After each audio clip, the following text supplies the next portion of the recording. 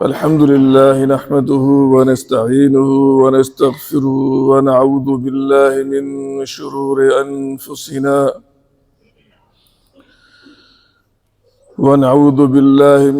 شرور أنفسنا ومن سيئات أعمالنا. من يهده الله فلا مضل له ومن يضلل فلا هادي له، وأشهد أن لا إله إلا الله وحده لا شريك له، وأشهد أن محمدا عبده ورسوله. أما بعد، فإن خير الحديث كتاب الله، وخير الهدي هدي محمد صلى الله عليه وسلم، وشر الأمور محدثاتها، وكل محدثة بدعة، وكل بدعة ضلالة، وكل ضلالة في النار. فأعوذ بالله السميع العليم من الشيطان الرجيم. بسم الله الرحمن الرحيم. ولو أشركوا لحبط عنهم ما كانوا يعملون.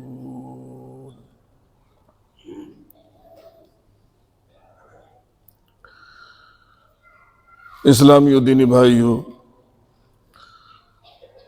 محترم اساتذہ کرام، ملت کی ماؤں اور بہنوں اور عزیز طلبہ،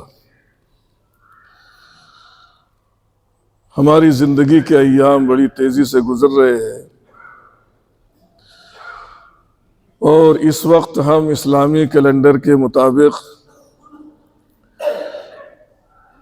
اس کے 7ویں مہینے کے آخری ایام میں پہنچ چکے ہیں، جس کا نام شہر رجب ہے۔ اللہ رب العزت نے 12 مہینے ایک سال میں مقرر فرمائے ہیں، جن میں سے 4 مہینوں کو حرمت والا قرار دیا ہے۔ منہا 4 حرم ذالک الدین القیم فلا تظلموا فیہن انفسکم۔ اور ان 4 مہینوں کے تعلق سے اللہ رب العزت نے قرآن کریم کے اندر ایک اہم ترین سارے انسانوں کو میسج دیا ہے، ایک پیغام دیا ہے کہ کیا کام ان مہینوں میں ہمیں اور آپ کو نہیں کرنا ہے۔ کہا فَلَا تَظْلِمُوا فِيهِنَّ أَنفُسَكُمْ۔ بالخصوص ان 4 مہینوں میں آپ لوگ ظلم اور زیادتی سے اپنے آپ کو دور رکھیں۔ ظلم اور زیادتی ویسے تو عام حالات میں بھی اس کی ممانعت ہے اور یہ حرام ہے، لیکن خاص طور سے اللہ رب العزت نے ان مہینوں کی حرمت کو دیکھتے ہوئے اور تاکید فرمائی ہے اور اچھے اعمال کرنے کی ترغیب دلائی ہے کہ اگر ان حرمت کے مہینوں میں اچھے اعمال کریں گے تو ان کا اجر و ثواب آپ کو زیادہ سے زیادہ اللہ تعالیٰ عطا فرمائے گا۔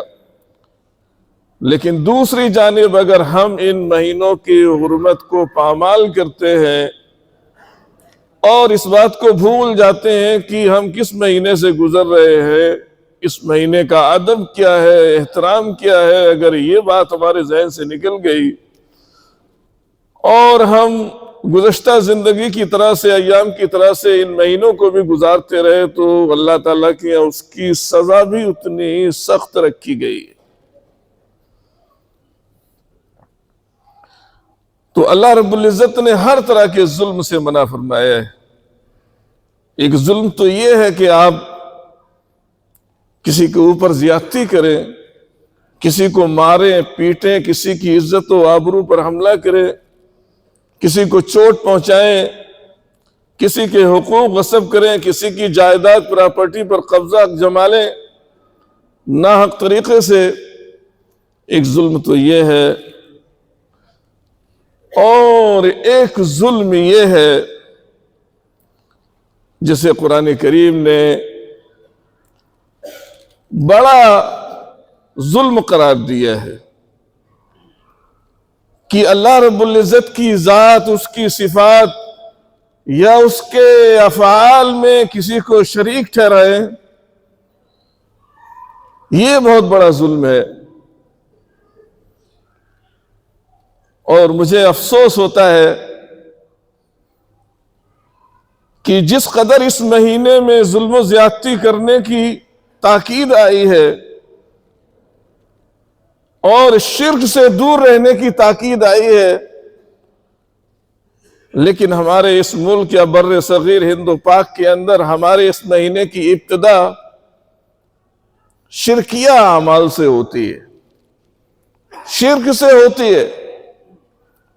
شاید آپ نہ جانتے ہو، رجب کے مہینے کی ابتدا پہلی رجب سے 6 رجب تک شیخ معین الدین چشتی اجمیری رحمت اللہ علیہ کا عرس لگتا ہے، اور شیخ کی درگاہ پر یا ان کے مزار پر سینکڑوں مسلمان نہیں، ہزاروں مسلمان نہیں، بلکہ لاکھوں مسلمان شیخ کی قبر کے پاس اکٹھا ہوتے ہیں، اور وہ یہ سمجھتے ہیں کہ جنت اور جہنم کے سارے فیصلے شیخ ہی کے یہاں سے ہوتے ہیں، جسے چاہیں جنت میں داخل کرا دیں، جسے چاہیں جہنم سے آزاد کرا دیں۔ باقاعدہ جنتی دروازہ بنایا ہوا ہے، اس عقیدت کے ساتھ لوگ وہاں جاتے ہیں کہ جو شخص اس دروازے سے گزر جائے جنت گویا کہ اس کے باپ کی ہو جاتی ہے، اس عقیدت کے ساتھ۔ اور اس کے علاوہ کیا کیا شرکیہ اعمال ہوتے ہیں، ان کو شمار میں اگر لایا جائے تو کافی وقت چاہیے کہ وہاں جا کر مسلمان کس طریقے سے شرکیہ اعمال کو انجام دیتے ہیں۔ تو آپ سوچئے، اللہ تعالیٰ تو فرما رہا ہے کہ اس مہینے میں شرک نہیں کرنا ہے، اور مسلمانوں کی لاکھوں کی تعداد بھیڑ وہاں اکٹھا ہوتی ہے، کس لیے؟ شرک کرنے کے لیے۔ ایک توحید پرست عالم دین نے لکھا ہے کہ وہ گیا اجمیر دیکھنے کے لیے آخر لوگ یہاں کرتے کیا ہے، کس طرح کے اعمال انجام دیتے ہیں۔ شیخ کے مزار کے پاس جا کر کیا واقعی لوگ جیسا الزام لگاتے ہیں کہ وہاں لوگ شرک کرتے ہیں، واقعی یہ لوگ شرک میں مبتلا ہیں یا نہیں ہے؟ میں تو دیکھوں جا کر۔ وہاں جانے کے بعد انہوں نے جو تاثر دیا ہے، جو رائے قائم کی ہے، اور کسی نے پوچھا کہ بھئی آپ نے وہاں جا کر کیا دیکھا؟ کہا کہ میں نے تو وہاں کسی کو نہیں دیکھا ہے کہ کوئی شرک کرتا ہو۔ کہا کہ حضرت یہ کیا آپ فرما رہے ہیں؟ ساری دنیا جانتی ہے کہ وہاں شرکیہ اعمال ہوتے، کہتے ہیں وہاں کوئی شرک نہیں کرتا ہے۔ کہا کہ میں کیسے کہوں کہ لوگ شرک کرتے ہیں؟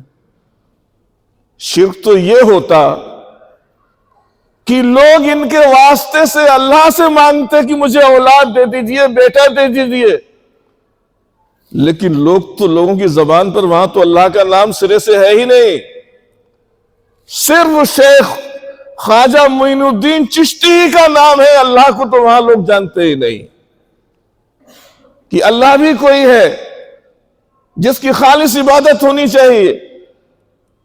وہاں لوگ جا کے اللہ کو بھی بھول جاتے ہیں۔ اور میں یہ کہوں کوئی بعض حالات میں، اور میں اپنی طرف سے یہ بات نہیں کر رہا ہوں، علماء نے لکھا ہے، بعض حالات میں مسلمانوں کا شرک مشرکین جو کلمہ توحید نہیں پڑھتے تھے ان سے زیادہ خطرناک ہو جاتا ہے، وہ یہی ہے۔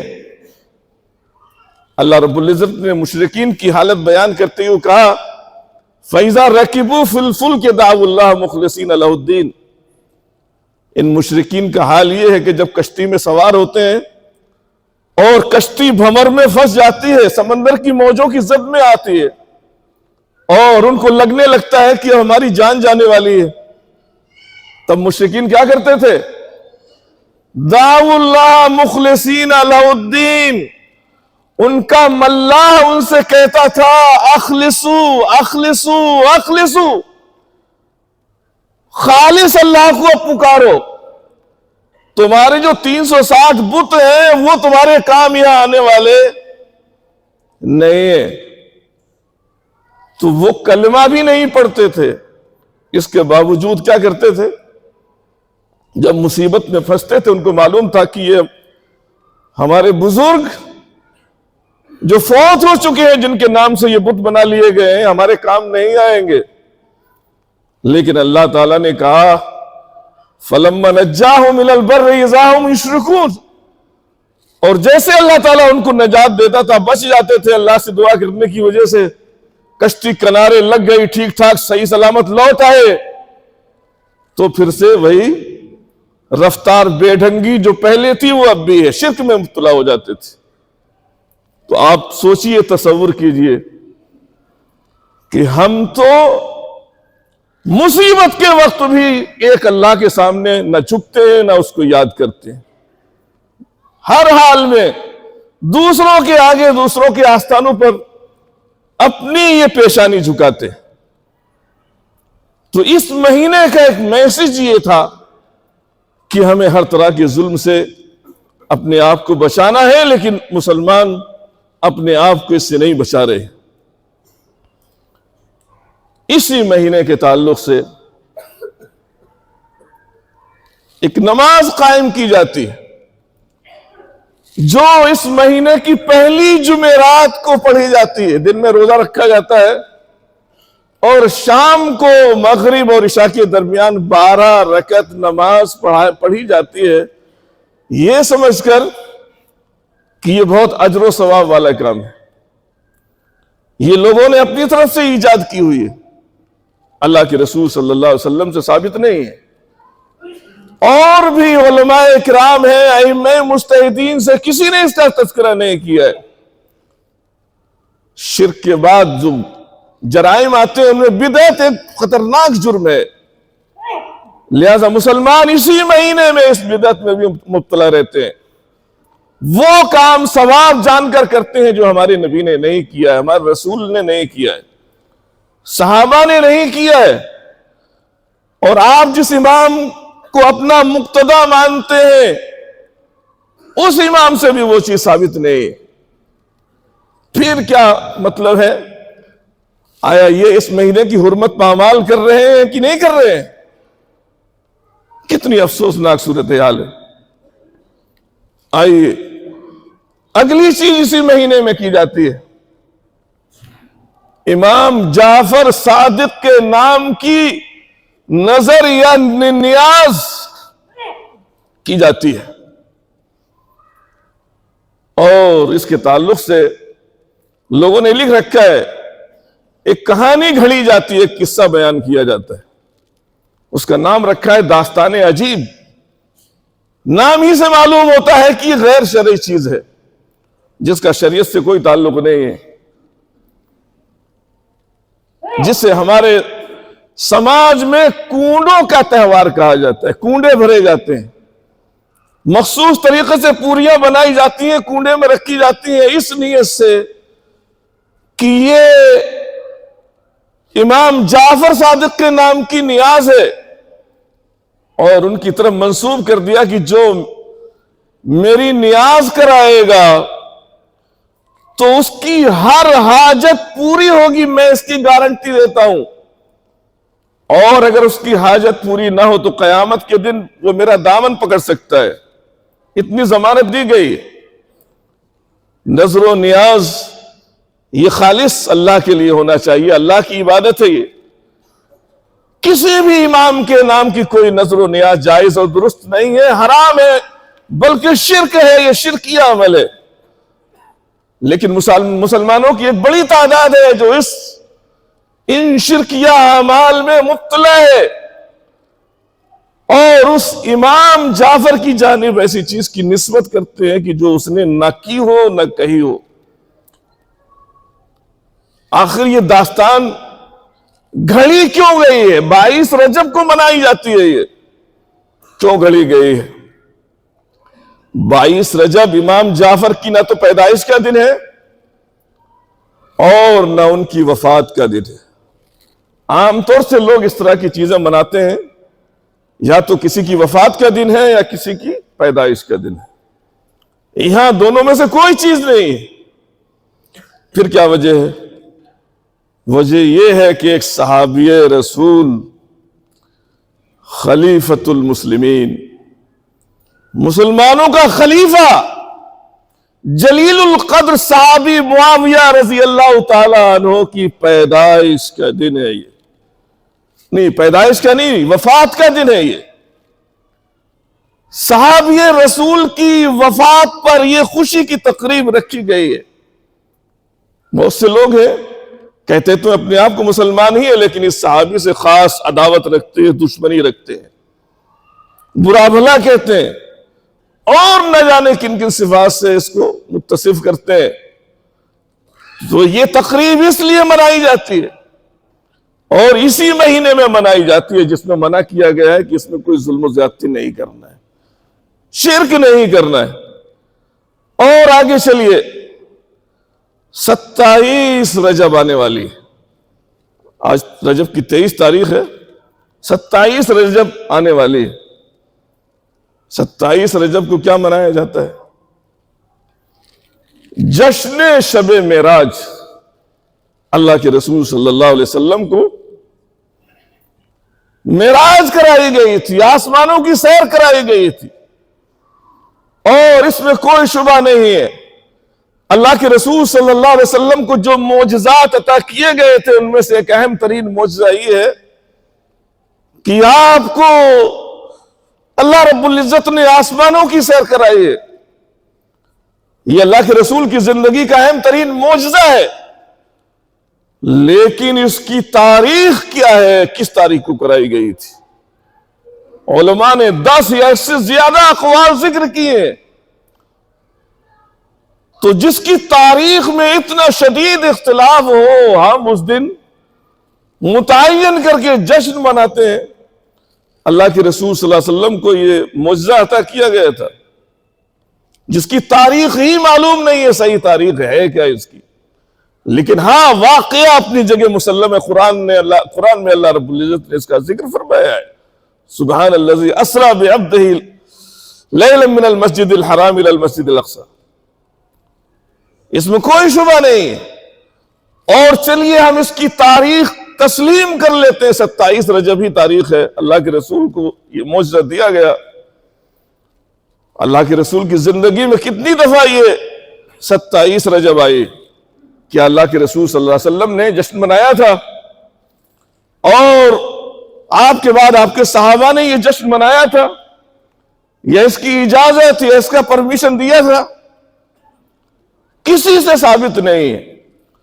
تو ہم اس مہینے کی حرمتوں کو ہر طریقے سے پامال کرنے کی کوشش کرتے ہیں۔ تو آپ بتلائیے، اللہ رب العزت کی عنایتیں، اس کی نوازشیں، اس کی رحمتوں کے دروازے ہمارے اوپر کیسے کھل سکتے ہیں؟ ہماری مشکلات، ہماری پریشانیاں کیسے دور ہو سکتی ہیں؟ ہماری زندگی کی ساری مصیبتیں، ساری آفتیں ہم یہ سمجھتے ہیں کہاں دور ہوں گی؟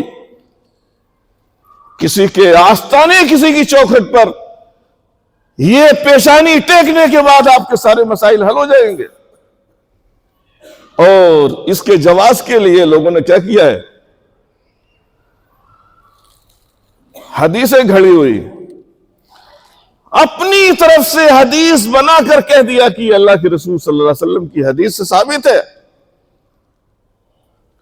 کہ اگر لوگوں کے مسائل کہیں پر حل نہ ہو رہے ہوں، پریشانیاں دور نہ ہو رہی تو کہاں حل ہوں گی؟ بزرگان دین کے آستانوں پر ان کے مسائل کا حل ہے۔ ایک حدیث ذکر کی جاتی ہے، کہتے ہیں اللہ کے رسول نے فرمایا ہے اذا اعیتکم الامور فعلیکم باہل القبور۔ کیا مطلب ہے؟ جب مصیبتیں پریشانیاں تم کو عاجز کر دیں، کہیں تمہارے مسائل حل نہ ہو رہے ہو تو کہاں حل ہوں گے؟ علیکم باہل القبور، قبر والوں کے پاس جاؤ، وہاں تمہارے مسائل کا حل ہے، تمہاری پریشانیوں کا علاج ہے وہاں۔ اب تصور کیجئے، ہم نے تو اپنی قسمت آستانوں کے حوالے کی ہوئی ہے، زندگی میں توحید پر عمل نہیں کرنا چاہتے ہیں۔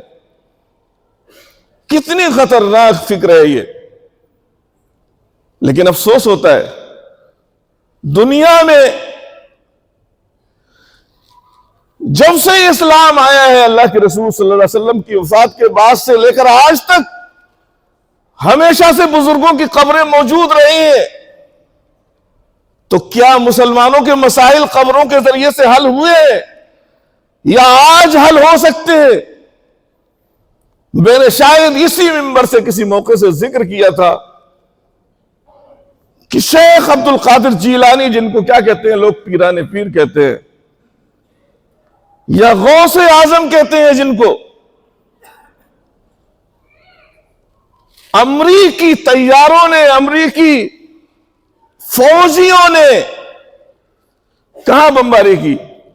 شیخ عبد القادر جیلانی رحمت اللہ علیہ کے مزار پر بمباری کی۔ مزار کا ایک حصہ تباہ ہو گیا، اور مزار کے ساتھ جو مسجد تھی اس مسجد کا بھی ایک حصہ تباہ ہو گیا، بمباری کی زد میں آ گیا۔ کیا شیخ عبد القادر جیلانی ساری دنیا والوں کی سنتے ہیں، سارے لوگوں کی مصیبتیں دور کرتے ہیں، کیا اپنے مزار کی حفاظت نہیں کر سکتے تھے؟ میں تو یہی کہوں گا، ان فوجوں کو یا ان بموں کو ناکارہ نہیں بنا سکتے تھے؟ تو کس قدر افسوس کی بات ہے کہ مسلمان یہ سمجھتے ہیں کہ اگر ہمارے مسائل پریشانیاں حل نہیں ہو رہی ہیں تو ہمیں کہاں جانا ہے؟ اجمیر شریف ہو آئیے، وہاں مسئلہ حل ہوتا ہے۔ اکبر الہ آبادی نے کہا تھا خدا سے مانگ جو کچھ مانگنا ہے اے اکبر، خدا سے مانگ جو کچھ مانگنا ہے اے اکبر، یہی وہ در ہے جہاں آبرو نہیں جاتی۔ ہم دوسروں کے سامنے اپنی پیشانی جھکاتے ہیں، وہ بھی مردوں کے سامنے۔ جو اپنی مدد خود نہیں کر سکتے ہیں، اس سے بڑی مسلمان ہی کی نہیں، میں کہوں گا انسانیت کی اس سے بڑی کوئی توہین نہیں ہو سکتی ہے۔ شرک کے نقصانات میں نے کبھی ذکر کیے تھے اس سے پچھلے خطبے میں۔ ان نقصانات میں سے ایک بنیادی نقصان یہ بھی ہے کہ اس کے اندر انسانیت کی، انسان کی عزت کی توہین ہے۔ اللہ تعالیٰ نے زمین، خشکی، اس کی مخلوقات، آسمان، فضائیں، دریا، سمندر، یہ سب کس کے لیے پیدا کیے؟ یہ انسان کی خدمت کے لیے اللہ رب العزت نے بنائے ہیں، پیدا کیے ہیں۔ انسان مخدوم ہے کہ یہ ساری چیزیں اس کے لیے اللہ رب العزت نے بنائی ہیں، پیدا کی۔ تو کیا کسی انسان کے لیے لائق دیتا ہے، اس کے لیے زیب دیتا ہے کہ انسان انسان کے آگے سجدہ کرے، انسان انسان کے آگے جھکے جو اسی جیسا ہے؟ یا انسان کے لیے لائق اور زیب دیتا ہے کہ کسی پتھر کے سامنے سر جھکائے، یا کسی درخت کے سامنے سر جھکائے، یا آسمان، سورج اور چاند ستاروں کے آگے اپنی پیشانی جھکائے، یا ان کو سجدہ کرے، ان کی عبادت کرے؟ کیا انسان کے لیے یہ زیب دیتا ہے؟ جبکہ یہ ساری کائنات اللہ رب العزت نے انسان کی خدمت کے لیے بنائی. انسان سردار ہے اس کائنات کا، مرکزی مخلوق ہے. اللہ رب العزت نے بے شمار ایسی خوبیاں اس کو دی ہیں، صفات دی ہیں، جن کی وجہ سے بہت ساری مخلوق پر اللہ رب العزت اس کو فوقیت عطا فرمائی ہے، اور اتنے سارے عالم اس کی خدمت کے لیے معمور کر دیے ہیں کہ انسان کی خدمت کے لیے یہ ساری چیزیں. لیکن افسوس ہوتا ہے کہ مسلمان کی سمجھ میں اتنی بات نہیں آتی ہے کہ معمولی چیزوں کے سامنے اپنی پیشانی جھکاتا ہے. اور شرک کا ایک نقصان یہ بھی ہے، انسان کا مقصد تخلیق کیا ہے؟ اللہ رب العزت نے انسان کو پیدا کس لیے کیا ہے؟ اسے کس کی عبادت کرنی ہے؟ انسانوں کو، جنات کو، ساری مخلوق کو اللہ رب العزت نے کس لیے بنایا ہے؟ اللہ نے ذکر کیا وَمَا خَلَقْتُ الْجِنَّ وَالْإِنسَ إِلَّا لِيَعْبُدُونَ. جنوں کو، انسانوں کو میں نے اسی لیے پیدا کیا ہے تاکہ وہ میری ہی عبادت کریں. اس لیے نہیں میری عبادت کریں، یہ نہیں کہا ہے. میری ہی عبادت کا مطلب ہوتا ہے کسی دوسرے کی عبادت نہ کریں، کسی دوسرے کو اللہ کے ساتھ شریک نہ ٹھہرائیں. معبود ہو تو صرف اللہ معبود ہو، اس کے علاوہ کوئی معبود نہیں ہے. عیسیٰ علیہ السلام بھی معبود نہیں، مریم علیہ السلام بھی معبود نہیں ہے، اور ان کے علاوہ لوگوں نے سینکڑوں، ہزاروں، جن کی اتنی تعداد ہے یا آبادی ہے اس سے زیادہ معبود بنا رکھے ہیں. لیکن اسلام میں صرف ایک معبود ہے، وہ اللہ رب العزت کی ذات ہے، اور اسی کی عبادت کرنی ہے. کوئی بھی جلیل القدر نبی ہو، ولی ہو، رسول ہو، کوئی بھی معبود نہیں ہو سکتا ہے. اللہ کے رسول صلی اللہ علیہ وسلم نے فرمایا تھا اللہم لا تجعل قبری وثنا یعبد. اے اللہ تعالیٰ تو میری قبر کو بت نہ بنا دینا. لوگ تو کہتے ہیں کہ ہم پتھر کے بت کی عبادت نہیں کرتے ہیں.